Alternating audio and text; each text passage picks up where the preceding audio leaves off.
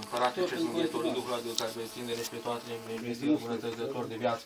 Vino, Doamne, și te sălășluiește, nu-și pălțește bune sufletele noastre, Sfinte Dumnezeule, Sfinte taci fără de martinești pe noi, Sfinte Dumnezeule, Sfinte taci fără de martinești pe noi, Sfinte Dumnezeule, Sfinte taci fără de martinești pe noi.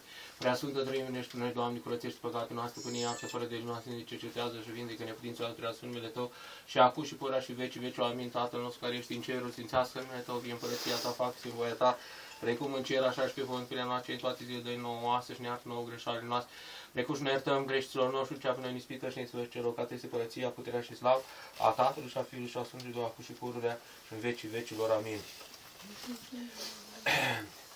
Pace Domnului, să ne rugăm. Doamne, miluiește! Pentru ca să primească milostivire în Sfântul cel mai presus de cerul și Duhul Său să felnic mulțumirea și rugăciunea noastră de acum a nevrenicilor să-i și cu îndurare să ne miluiască pe noi, Domnului, să ne rugăm. Doamne, miluiește! Pentru ca să nu se întoarcă la mulțumirea noastră de venicilor Tăi pe care o aducem cu inimă smerită pentru face bine ce le-am primit de la dânsul. Și căutăm mâie cu bun miros și cu o ardere de tot bine primit să-i fie lui Domnului, să ne rugăm. Doamne, miluiește! Pentru ca să audă și acum glasul rugăciunii noastre nevrenicilor robilor Săi și buna cerere și dorirea credincioșilor Săi totdeauna spre bine să împlinească ca un milostiv și totdeauna să ne dea afaceri de bine nouă și Sfinte Sale biserici la tot credinciosul Tău popor, Domnului, să ne rugăm. Doamne, miluiește!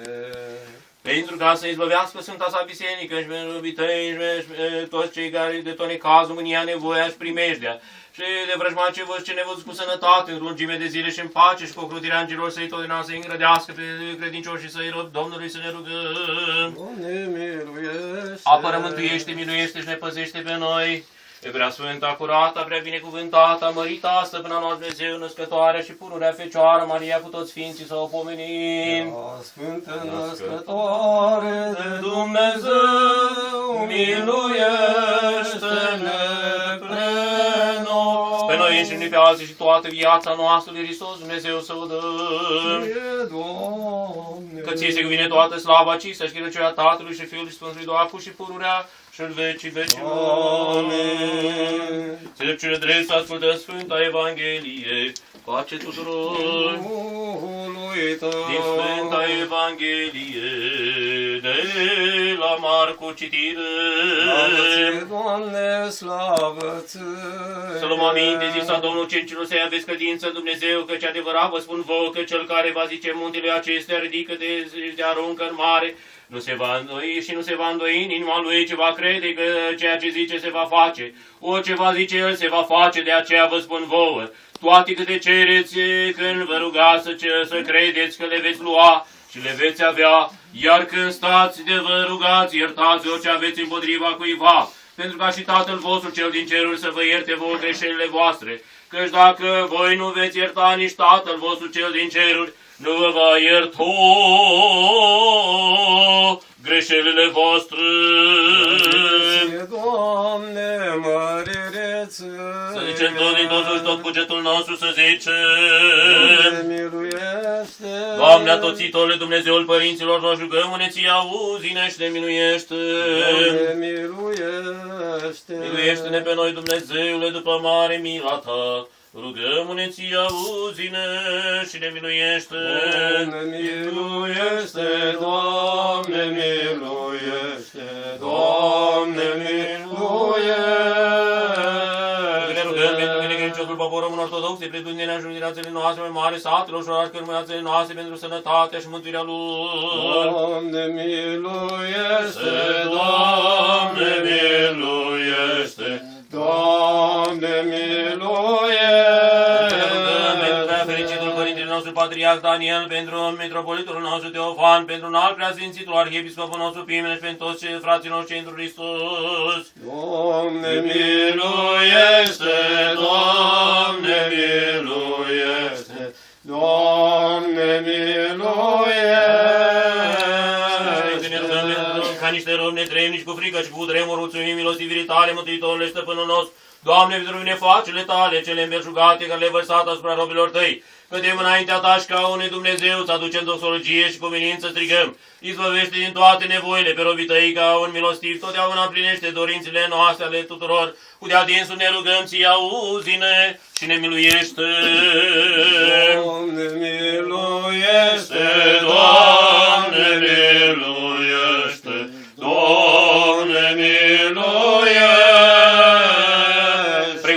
cu milostivire rugăciunilor robilor tăi, Doamne, și le-ai arătat lor marea ta iubire de oameni, așa de acum înainte, netrecându-i cu vederea plinește spre slava ta toate bunele dorințe ale credincioșilor robilor tăi, și arată spre noi toți mila ta cea bogată, trecând cu vederea greșelile noastre, rugăm-ne ție, auzi-ne și ne miluiește.